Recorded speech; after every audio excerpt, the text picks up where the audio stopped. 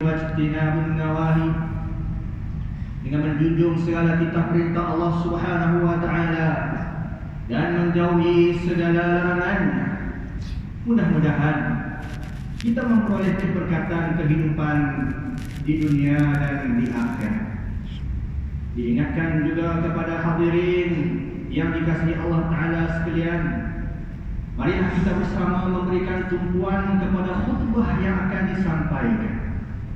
Jangan ada di kalangan kita yang masih leka, masih berbual-bual, masih bermain dengan handset masing-masing.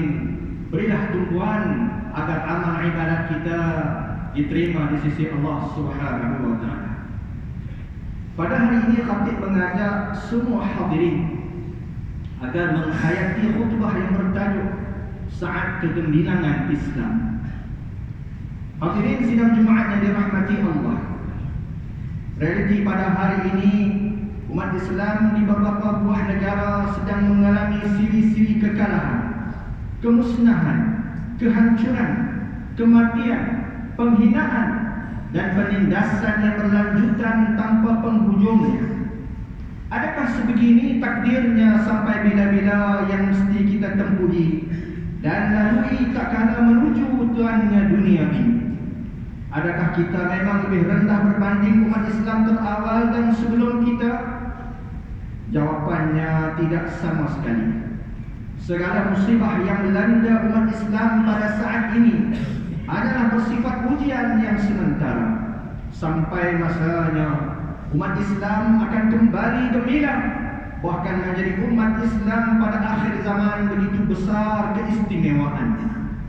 Ayolah kita bersama mengambil tahu sebahagian daripadanya. Sidang hadirin yang dirahmati Allah Subhanahu wa taala. Pertamanya, keadilan khilafah akan muncul kembali. Sebuah hadis diriwayatkan oleh Huzaifah radhiyallahu anhu bahawa Rasulullah sallallahu alaihi wasallam bersabda yang bermaksud zaman kenabian akan terus berlangsung pada kamu sehingga ke tempoh yang dikehendaki Allah. Kemudian dia akan mengangkatnya. Setelah itu akan berlangsung masa khilafah, berteraskan kenabian sehingga ke tempoh yang dikehendakinya sebelum diangkat. Selepas itu datang pula masa kerajaan yang saling menggigit sehingga ke tempoh yang dikehendakinya. Menyusul selepas itu datang pula masa penguasa yang mendominasi sehingga ke tempoh yang dikehendakinya. Setelah itu kembali semula masa khilafah berteraskan kenabian. Huzaifah berkata, sampai situ maka Nabi SAW pun terdiam. Perasaan ataupun tidak, sebenarnya kegemilangan khilafah Islam yang terakhir iaitulah khilafah Uthmaniyah yang baru saja berakhir sekitar tahun 1924. Bermakna tidak lebih 100 tahun yang lalu sahaja. Walhal masyarakat barat yang berbangga dengan tamadun Rom mereka mengambil masa lebih daripada 1000 tahun untuk menjadi seperti sekarang. Empayar Rom jatuh pada tahun 476 Masehi. Barat bangkit dan membangunkan negara mereka semula sebagai kuasa kolonial sekitar tahun 1770-an. Kedua, Islam akan dikenali setiap manusia. Hadis riwayat Tamim Ad-Dari radhiyallahu anhu, beliau berkata bahawa Nabi sallallahu alaihi wasallam pernah bersabda, la yablughanna hadzal amru ma balagha al-lail wan-nahar wa la yatruku Allahu baita madarin wala marin illa adkhalahu Allahu hadatin bi'izzi azizin aw bidhulli dalilin. Agama ini akan sampai ke mana tempat yang sampai malam dan siang.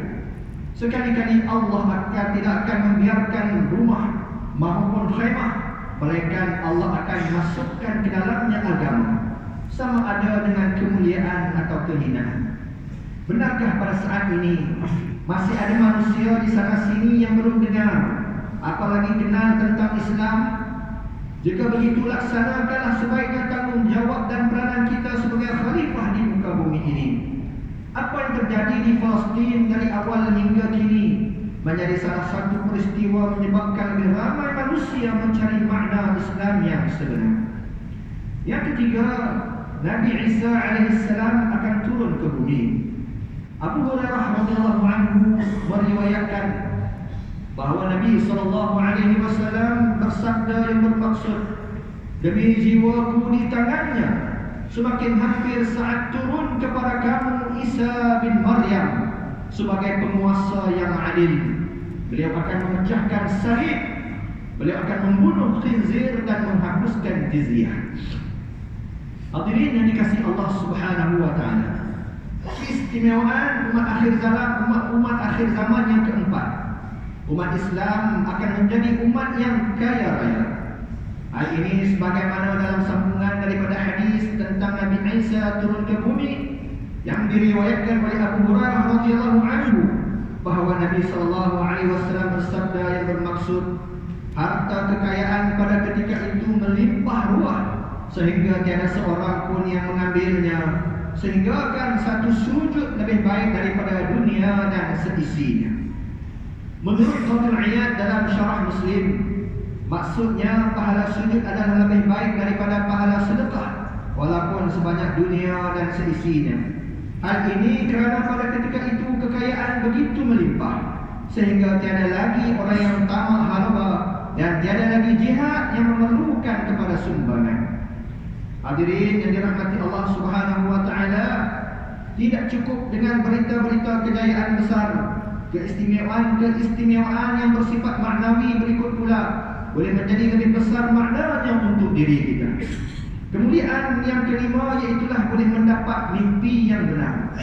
Hadis riwayat Abu Hurairah radhiyallahu anhu meriwayatkan bahawa Nabi SAW bersabda yang bermaksud, apabila kiamat semakin hampir, mimpi seorang mukmin menjadi seakan-akan tidak berdusta lagi.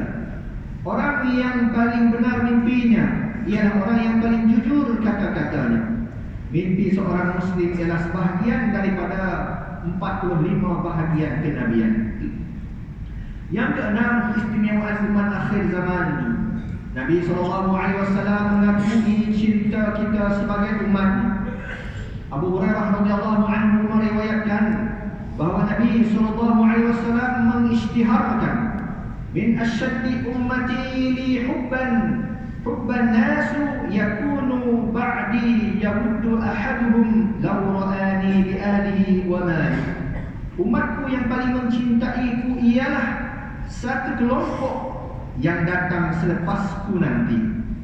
Ada antara mereka sampai berangan-angan untuk melihat aku, walaupun dengan menggadaikan ahli keluarga dan harta benda. Yang ketujuh, Nabi SAW merindui umat akhir zaman.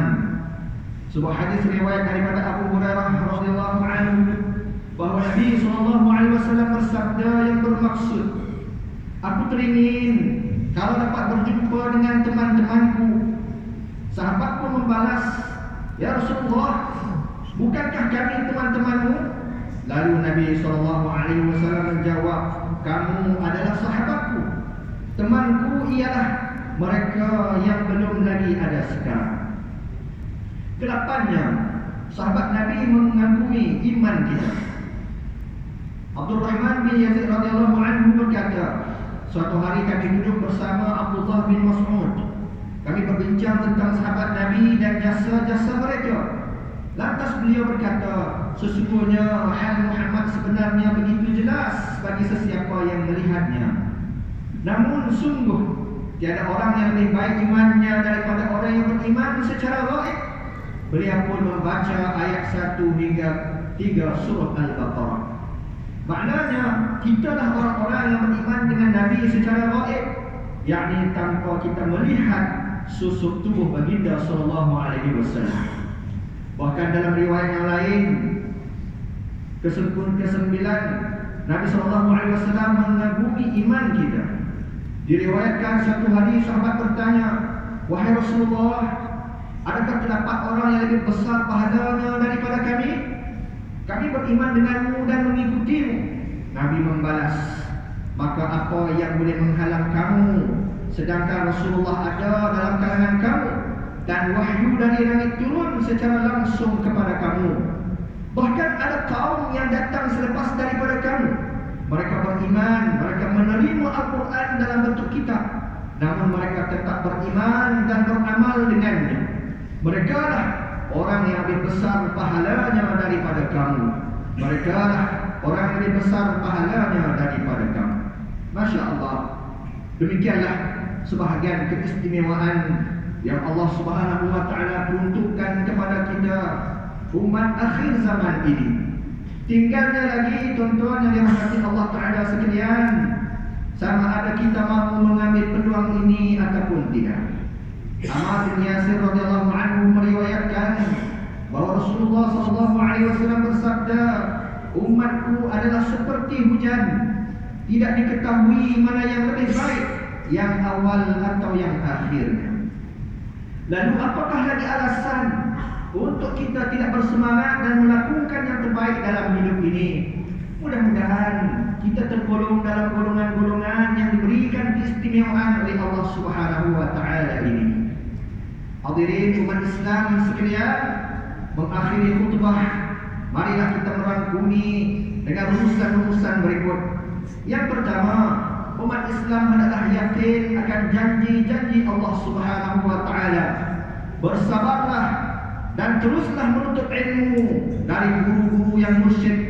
Laksanakanlah segala amal soleh dan jangan terlibat dengan perkara-perkara yang boleh membawa kemurkaan Allah dan fitnah.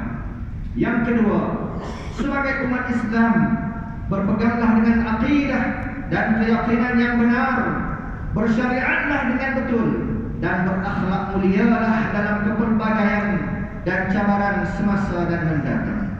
Yang ketiga, jadikanlah diri kita ini sentiasa takutkan Allah Subhanahu wa taala dan sentiasa mengharapkan kepadanya demi kejayaan di dunia dan hari pembalasan kelak. A'udzu billahi minasyaitonir rajim. Wa wassa biha Ibrahim banihi wa Ya'qub ya bani innallaha astafa lakumuddin fala tamutunna illa wa antum muslimun. Dan Nabi Ibrahim pun berwasiat dengan agama itu kepada anak-anaknya, dan demikian juga Nabi Ya'qub berwasiat kepada anak-anaknya. Katanya, wahai anak-anakku, sesungguhnya Allah telah memilih agama Islam ini menjadi ikutan kamu, maka janganlah kamu mati melainkan kamu mati dalam keadaan Islam. Barakallahu li wa lakum fil Qur'anil 'azim wa nafa'ani wa iyyakum bima fihi minal ayati wa dzikril hakim wa taqabbal minni wa minkum tilawatahu innahu huwas samiul 'alim. أقول قولي هذا وأستغفر الله العظيم لي ولكم ولسائر المسلمين والمسلمات فاستغفروه إنه هو الغفور الرحيم.